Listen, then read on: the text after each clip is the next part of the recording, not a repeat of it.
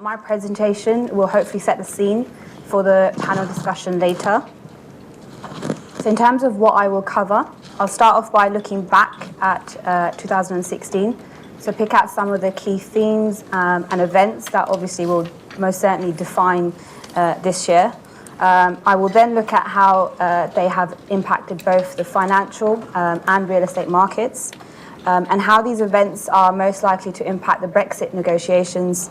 And then to finish off, I will have a quick look at what next year holds.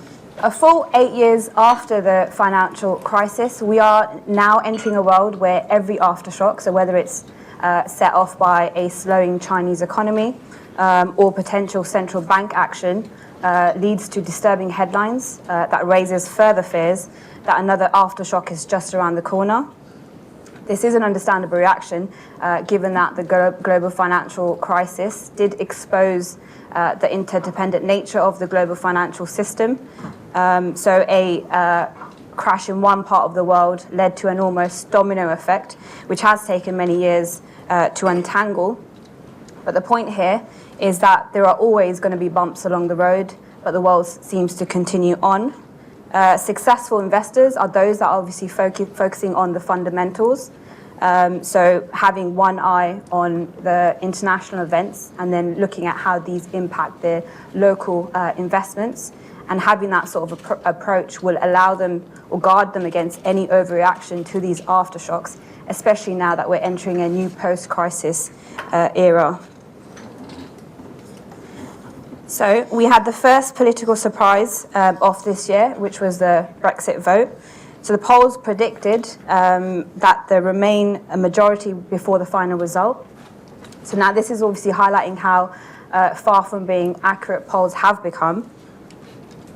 So this led to two words being back on the lips of every investor, which is event risk, especially now that political events are creating more uncertainty. So now this is what's dominating trading floor conversations.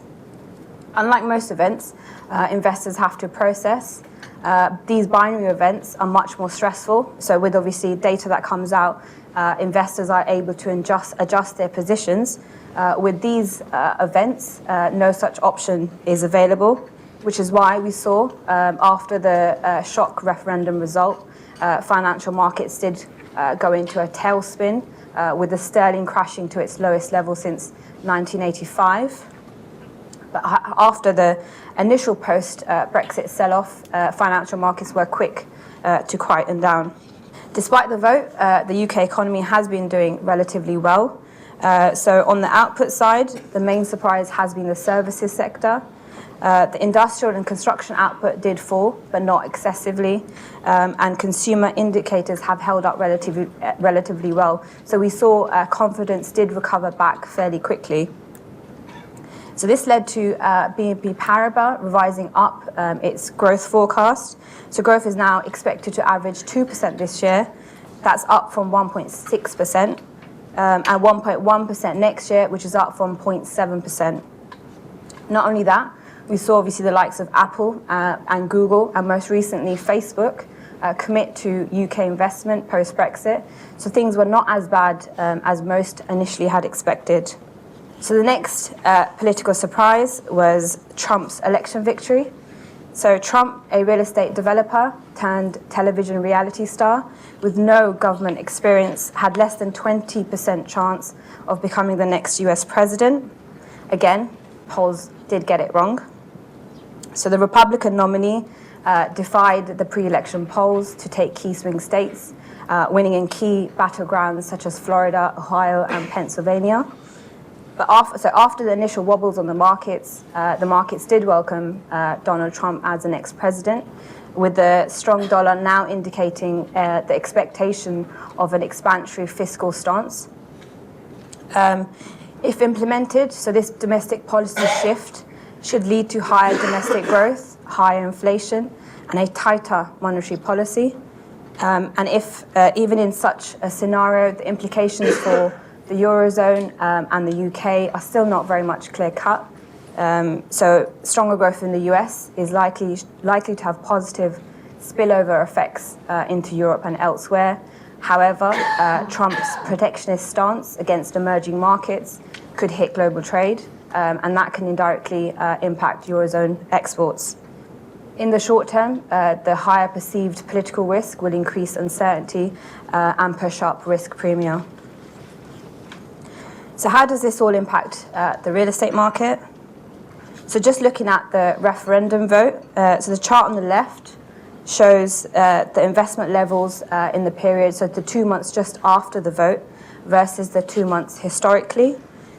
So what you can see is that besides the UK, where investors were taking a wait-and-see approach, investment elsewhere was largely unaffected. And despite the falling activity, even with a modest Q4, the UK investment for 2016 is likely to come in just above the long-term average, having experienced 3 years of above-average volumes. So how does the real estate market react to volatility?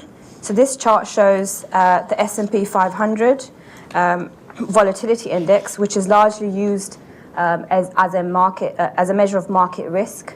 So the various events have been plotted over the years. So what you can see in the lead up to these events, the VIX spikes up, which indicates nervousness amongst investors. The IPD's monthly capital growth index has also been plotted in pink to show how real estate values fall. So this is inverted. So as the VIX spikes up, the real estate values fall. But what we can see clearly is that as quick as the VIX is to go up, it is as quick to come back down. So real estate values do adjust. And in the case of the referendum, end up much higher than the day before the vote. So how are these events likely to impact Brexit negotiations? So one event that is likely to impact Brexit negotiations is Trump's election victory. So what Trump's election victory is, it's a powerful reminder of the strength of the anti-establishment sentiment. So on the one hand, this could sharpen European leaders' concerns over the anti-establishment sentiment, which could obviously derail any progress on the Brexit negotiations next year, especially as they will now then concentrate on the looming elections in their home countries. These same concerns could obviously lead them to have a hard attitude towards the UK in order to contain the risk of any other countries leaving the EU. But what we also saw was Theresa May's comments at the Conservative Party conferences on immigration and justice being the two red lines of government's negotiation position. And being that those are the two pillars of the European single market, it appeared as though the government was leaning towards a hard Brexit. So this slide shows what a potential soft versus a hard Brexit could look like. So broadly speaking, a hard Brexit is where the UK has no or limited access to the single market and potentially loses its passporting rights, which obviously would impact banks' ability to offer products and services to key clients in the EU. Having said all of that, it's still very much unclear as to what the government's official position is, so what the relationship between the UK and EU is to look like going forward is very much still unknown. So looking ahead, the UK commercial real estate market has experienced high transaction volumes in the past 3 years. So this led to double-digit total returns growth. Given these record levels, a slowdown was expected, especially as the yield compression we were seeing was expected to stop. So total returns for next year, we're now expecting at minus 0.2%. With incomes being the main driver. In terms of sectors, both the retail and industrial sectors will do better than the other sectors. The office market in central London and the other regions are likely to underperform, but central London offices will be the epicenter of any Brexit fallout next year. Obviously, key to overseas investors will be whether the fall in the sterling is attractive enough to offset the expected economic slowdown and any questions over market access, which have obviously arisen as a result of the Brexit vote. And having said that, property still offers a return that is much favourable to other assets. So therefore, that could obviously work in its favour in the coming years. Right, so I'll leave you with this slide where you're open to make your own conclusions.